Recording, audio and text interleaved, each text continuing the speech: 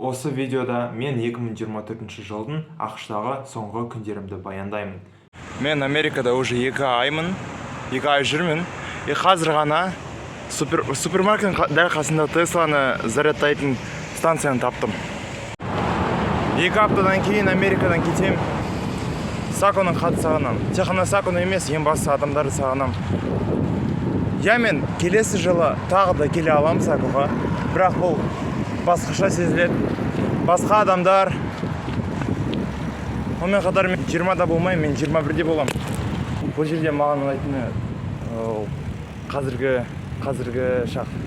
қазіргі момент. Жұмысым жеңіл. Екінші жұмысымда маған қатты ұнайды. Музыканы қосасында барлық ыдыстарды жуасың. Мен Walmart'та велик сатып алдым. Егер адам Walmart'та великті сатып алса, және егер велик адамға ұнамаса, адам бір айдың ішінде Walmart'қа оралып, великті қайтарып, өз ақшасын ала алады. Мен осылай істедім. Бүгін великті қайтырғандықтан, бүгін алдын ала міне осы 4 галлон сатып алдым. Өткен мен супермаркетке әрқашан великпен барғанмын, ал жаяу бұл 20 минут болады, мүмкін 25.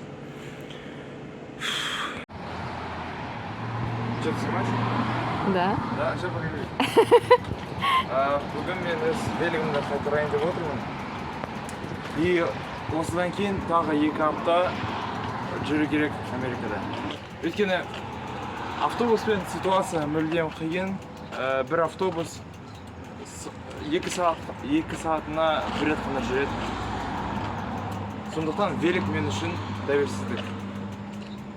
Мен мотелімізден Walmart'қа великпен 1 сағатта жеттім.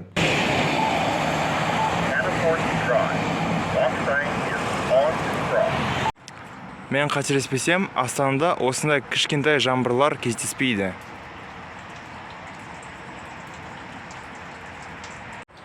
Бірақ менің бетім сулы.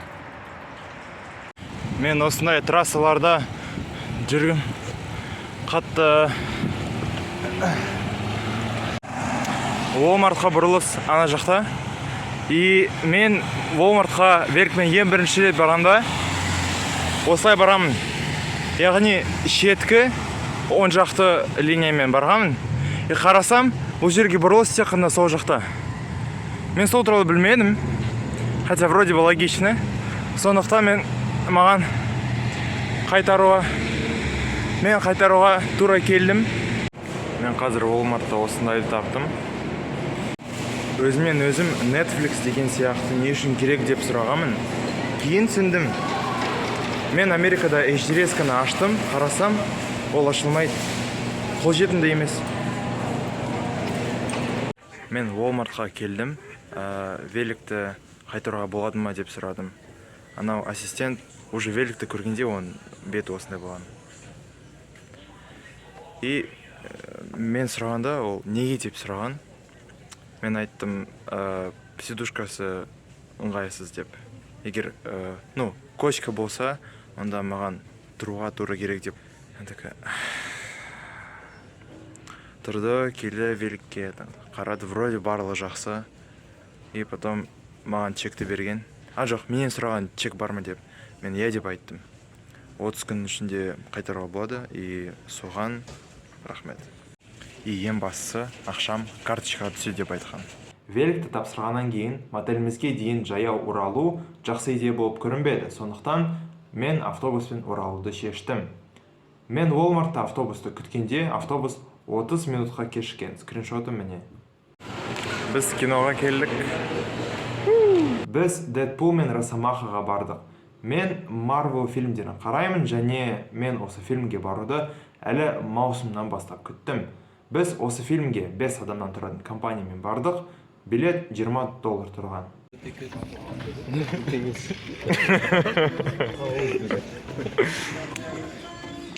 Фильм маған ұнады.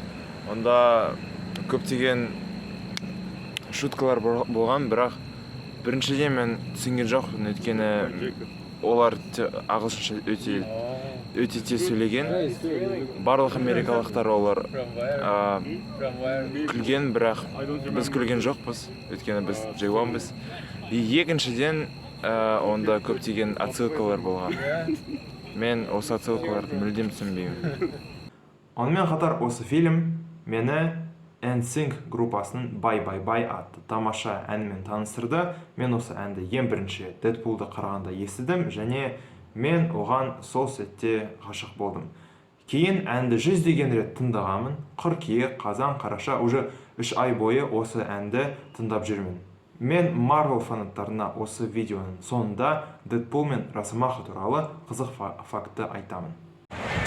Мен қазір мұхиттың қасындамын. Маған өте аз демалыс қалған, тек қана бүгін, и тағы да 2 күн. Потом все, мен Америкадан кетем. Сондықтан менде уақыт мүлдем болған жоқ. Мен пляжға баратынымды 3 минуттың ішінде шештім, тапочки алдым, орамалды алдым, болды. Енді қазір не істейтінін білмеймін. Адам көп. Өзімен бірге ақша, телефон қайда қалдыратынын білмеймін. Просто импровизация. Мен өз заттарымды қазақ қызында қалдырдым. Айару, саған рахмет. Заттарымды қалдырғаннан кейін мұхитқа бардым. Онда шамамен 15 минут жүрдім, жүздім. Кейде жүздім, кейде жүрдім. Су салқын болған жоқ, нормально болды. Бір сәтте мен мұхитта жүзгенде, мен Атлантикалық мұхитта жүзіп отырмын деген ой пайда болған. Маған мұхит ұнады деп айта алмаймын. Мүмкін өйткені мен онда тек 15 минут жүргендіктен, өйткені мен асықтым, менде тек қана 3 демалыс күн бар.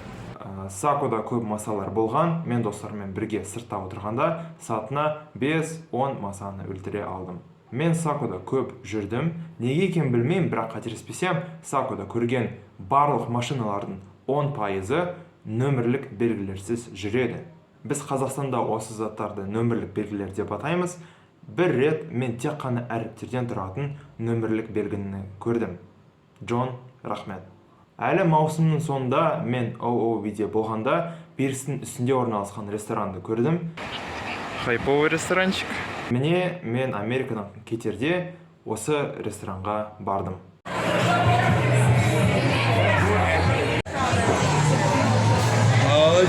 Маған осы фраза қатты ұнаған, сондықтан мен оны видеолардың арасындағы ауысу ретінде қолданамын. Қазір орнымда отырмын. Тамаша. 2 сағат бұрын жаңбыр жауған. Міне жапырақтардың ұшында тамшы көрініп тұр. Бұл жерде тұман. Вообще тамаша. Көшелер естілмейді, машиналар естілмейді. Барлық проблемалар туралы бұл жерде ұмытасың. Тек қана сен, табиғат және Лананың әні.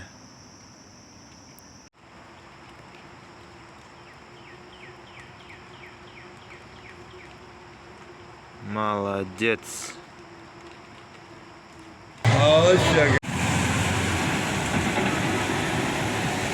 Двойная сплошная. Соны кесті. Бірақ бұл жерде Америкада, как минимум Сакада бұл жерде осындай, бұл норма. Бүгін ең соңғы жұмыс күн болған. Жаңбырлы, бұлтты. Сондықтан олар мені үйге жіберді. Зато менде дайындыққа көбірек уақытым бар. Барлық менеджерлермен қоштастым. Достармен бүгін кешке қарай қоштасам. Ертең кетем. Мен Сакудан таңертең кетуді жөн көрдім. Сондықтан соңғы кешке қарай барлық достарым 4 адамға арналған кішкентай бөлмемізге кіріп, жиналып, менімен құшақтасып, қоштасты. Қазір мен мотельде болдым, и мен коллегам жазған маған екінші жұмыстан. Үйдесің бе деп. Мен деп айттым. Ол машинасымен бірге келді, и маған міне нан алып берген. Типа мен онымен бірге сөйлестім, и ол менен сұраған, еще қашан кетесің, нені аласың өзімен бірге Қазақстанға. Мен айттым, там какой-то Нателланы алам, Скитлсты алам, Орео. Және ол айтты, бұл, конечно, жақсы, бірақ мен саған реально американский тамақты берейін деп отырмын. Я такой, жақсы. И вот ол қазір маған келді, и маған мынаны берген. Hershey's Nerds Gummy Clusters. Мынау реально американский. Қанша ненатуральный продукты екен білмеймін. Там, ну пофиг. Ferrero Collection. He said you. Қазақстанға келіп, Hershey's дегенді ашып қарасам, қораптың ішінде печеньке бөлек, шоколад бөлек және маршмеллоу бөлек түрі екен. Оларды бір-бірімен араластырып жеу керек екен. Бұл өте қызық идея, бірақ тауардың үшеуі де ГМО екен. Дегенмен, Tyler, thank you very much. Hershey's were very delicious. Білмеймін, менің миым Қазақстанда, Астанада. Неге білмеймін, бірақ ең соңғы күндері мен Америкада екенімді соған сене алмай отырмын. Мен таңертең Портландқа дейін баратын автобусқа мініп, Портландтағы басты ТРЦ-ға бардым. Өйткені соның жанында Портландтың әуежайы болған. Қазір мен Мейн Молдамын. ТРЦ. Чемоданмен отырмын. Бұл жерде мен одеяло. И плюс еще мынау рюкзак. Аплеге қош келдіңіздер.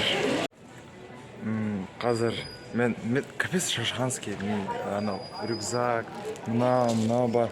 Короче, жүрмін дофига киім, өзіме кепканы таба алмай отырмын. И кассиршаға барам. И сұрайым, do you know where I can find male caps? И ол айтады, I have no idea.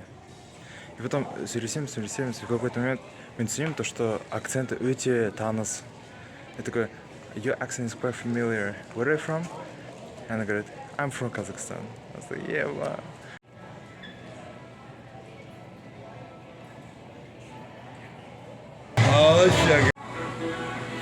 Дәретханаға барайын деп отырмын, мене тамаша өнер туындыларын тапқанмын.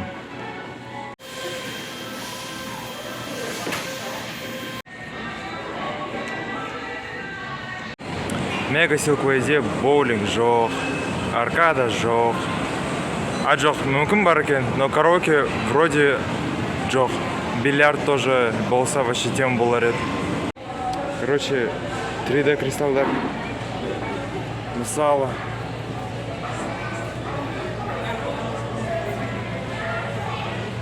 Немесе жоқ. А то меня заблокируют. No.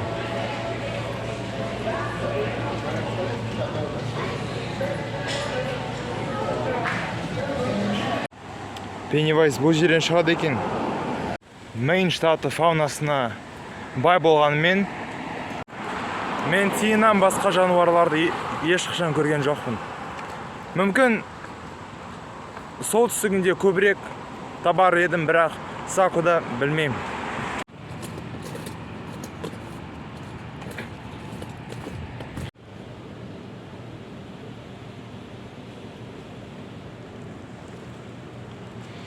Ема. Мынаны табиғатта көрсем. Мә Портландтың аэропорты күшті екен. Потолок ағаштан жасалған. Адам, мүлдем жоқ. Мүлдем. Мен бүкіл өмір бойы міне осындай ситуациялардан күлдім. Енді міне маған да осы ситуация келді. Мен мына Твиксті алайын деген. Красавчикпін. Мен осылай бірінші рет жасадым, қылады. Найс. Ұшағым Портландтан Нью-Йоркқа дейін ұшқан. Нью-Йоркқа келгенде мен осы жолы да қаланың ішіне шықпай, әуежайдың ішінде 12 сағат күтіп отырдым.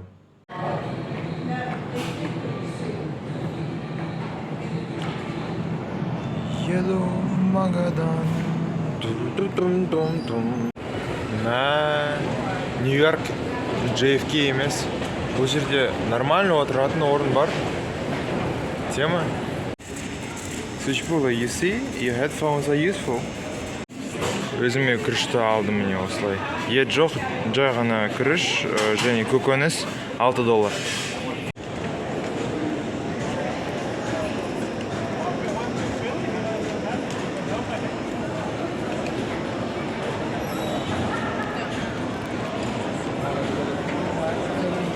Нью-Йорк емес, Нью-Джерси. Мен ұшақтарды жек көрем. Қазір ғана ояндым. Уже Европадамыз деп ойласам, қарасам, тек қана мұхиттың үстіндеміз. Аппетитім жоқ. Анау жылап тұрған бала, мен оны қатты түсінемін. Ирландия. Мұртым өсті, көзім қызыл, бірақ мен қуаныштымын. Мен келдім, наконец-то жерге қондым. Мен Франкфуртқа қондым, әлі Астанаға дейін ұшағым болған. Менде B26, гейттің нөмірі, 26-шы нөмір. Енді қайда барам? Соға, әлі оңға.